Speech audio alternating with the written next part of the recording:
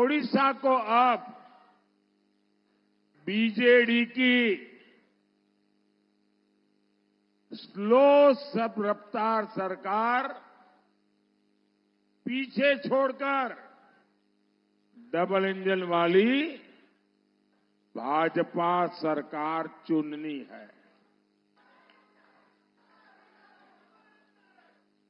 और मेरा आपसे आग्रह है, अभी मीडिया वालों ने, कुछ लोगों ने शुरू कर दिया है कि यहां हंग असेंबली बनेगी, हंग असेंबली बनेगी। ये सरासर गपबाजी है। यहां भाजपा की पूर्ण बहुमत वाली सरकार बनने वाली है और भाजपा ही अगले 25 वर्ष में ओडिशा को विकास की नई ऊंचाई पर पहुंचाएगी। ओडिशा बीजेडी के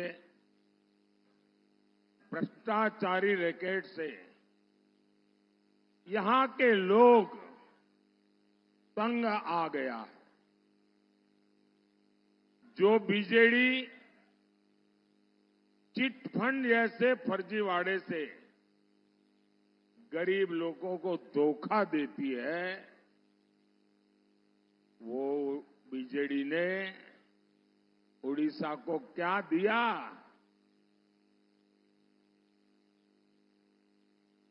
अगर बीजेडी ने ओडिशा को दिया है तो लैंड माफिया दिया है, सैंड माफिया दिया है, कोल माफिया दिया है, माइनिंग माफिया दिया है और बीजेडी के विधायक और मंत्री 24/7 इसी में लगे हुए हैं। अब ऐसे में यहां इंफ्रास्ट्रक्चर का विकास संभव है क्या? संभव है क्या? यहां इन्वेस्टमेंट आ सकता है क्या? यहां रोजगार बन सकता है क्या? मैं तो हैरान हूं। मेरे यहां गुजरात में शायद उड़ीसा का कोई ऐसा ब्लॉक नहीं होगा वहां के लोग गुजरात में आकर के रोजी रोटी न कमाते हो। जो प्रदेश इतना समृद्ध है, उस प्रदेश को ऐसे बर्बाद करने वाले लोगों को ये चुनाव तो सजा करने के लिए चुनाव है उन लोगों को।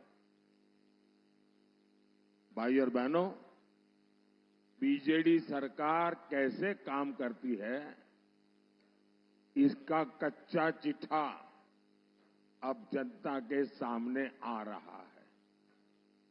जब से मोदी सरकार बनी है, तब से ओडिशा के विकास के लिए मैंने रिकॉर्ड पैसा दिल्ली से भेजा है।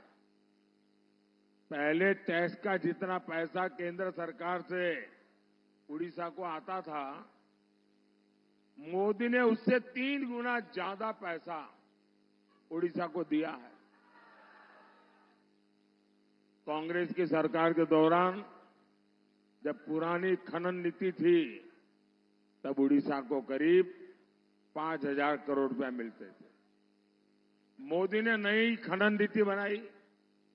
आज ओडिशा को खनन से ही लगभग 50,000 करोड़ रुपए की आय हो रही है। अब आप सोचिए, कांग्रेस के जमाने में 5,000 करोड़ में 50,000 करोड़ रुपया यहां मिलता है। इसके अतिरिक्त डिस्ट्रिक्ट मिनरल फंड के तहत भी ओडिशा को 26,000 करोड़ रुपए से अधिक मिल चुके हैं। यानी मोदी सरकार यहां पहले के मुकाबले कई गुना ज्यादा पैसे भेज रही है। लेकिन उड़ीसा में बीजेडी की भ्रष्ट सरकार इस पैसा का गोलमाल कर रही है। मैं उड़ीसा के करीब करीब हर जिले में जा चुका हूं। यहां सड़क, बिजली, पानी, स्कूल, कॉलेज, अस्पताल, हर चीज का अभाव है। तो ये पैसा किसकी जेब में गया? यहां कटक में ही देखिए, जल भराव का कितना बड़ा संकट हर साल रहता है। मैं यहां हाईवे के, रेलवे के इतने सारे प्रोजेक्ट भेजता हूं, लेकिन बीजेडी के नेताओं को जब तक कट कमीशन नहीं मिलता, तब तक वो हर प्रोजेक्ट को लटकाए रखते हैं। बीजेडी नेता अपने करीबी ठेकेदारों को ही ठेके दिलवाकर आपको हर तरफ से लूट रहे हैं। आप मुझे बताइए, उड़ीसा के साथ ये जो लूट चल रही है, ये लूट बंद होनी चाहिए क्या? ऐसा नहीं, दोनों हाथ ऊपर करके पूरी ताकत से बताइए, ये लूट बंद होनी चाहिए, ये लूट बंद होनी चाहिए। ये लूट कौन बंद करेगा? ये लूट बंद कौन करेगा? ये लूट कौन? मोदी मोदी मत करो, ये आपका एक वोट है ना, वो ये लूट बंद करेगा। आपके वोट की ताकत है जो उड़ीसा का भाग्य बदल सकती है। भाइयों और बहनों, बीजेडी के इस भ्रष्टाचार का बहुत बड़ा नुकसान हमारे नौजवानों का ही हो रहा है। यहां से नौजवानों को पलायन करना पड़ता है। बीजेडी सरकार यहां निवेश के लिए उचित माहौल नहीं बना पाई। एक माफिया है, एक माफिया है जो हर सेक्टर पर कब्जा करके बैठा हुआ है, और वो माफिया ऐसा है कि यहां कंपटीशन आने ही नहीं देता। 10 जून को हमारी सरकार आने दीजिए, भाजपा सरकार इस माफिया की कमर तोड़ने वाली है।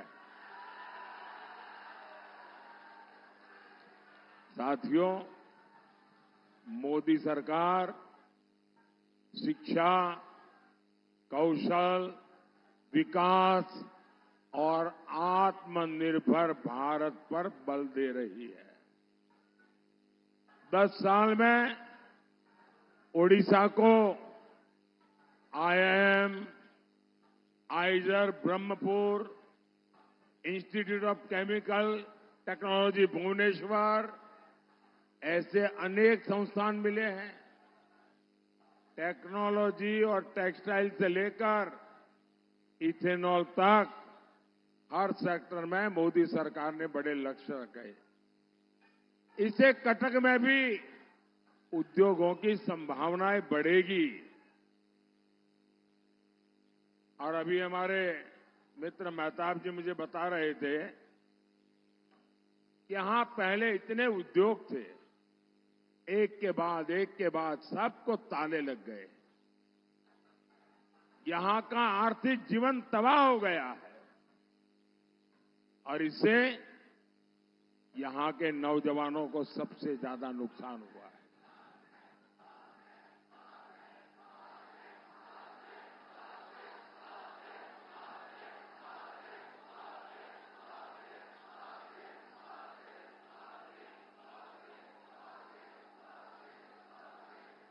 और इसलिए साथियों,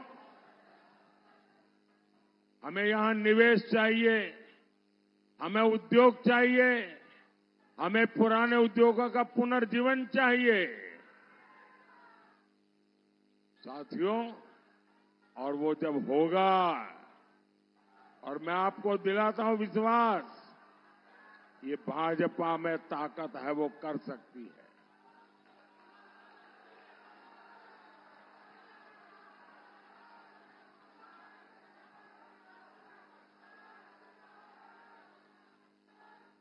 मैं उड़िया वासियों को वादा करता हूं, मेरे पास लंबे समय तक एक राज्य को चलाने का अनुभव है। भले मैं दिल्ली में प्रधानमंत्री रहूंगा, लेकिन उड़ीसा में जो बीजेपी का मुख्यमंत्री बनेगा, उड़ीसा में जो बीजेपी की सरकार बनेगी, उसको कभी भी कोई तकलीफ नहीं आने दूंगा।